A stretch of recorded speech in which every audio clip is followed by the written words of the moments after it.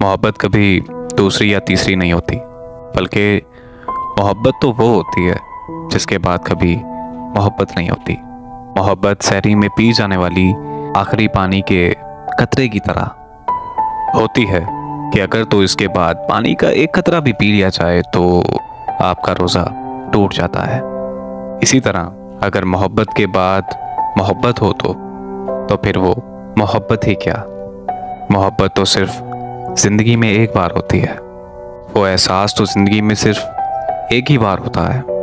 अगर बाद में होती है मोहब्बत तो वो आप पहले शख्स की परछाइयाँ दूसरे शख्स में ढूंढते हैं। कुछ लड़कियाँ ऐसी भी होती हैं जो अपनी मोहब्बत के लिए कुल कायनात से लड़ जाती हैं, जो अपनी मोहब्बत के लिए हर मुश्किल को फेस करने के लिए तैयार होती हैं।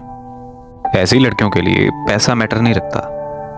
अगर तो आप उनको इज्जत और टाइम दोगे तो आपके लिए जान भी देने के लिए तैयार हो जाएंगी।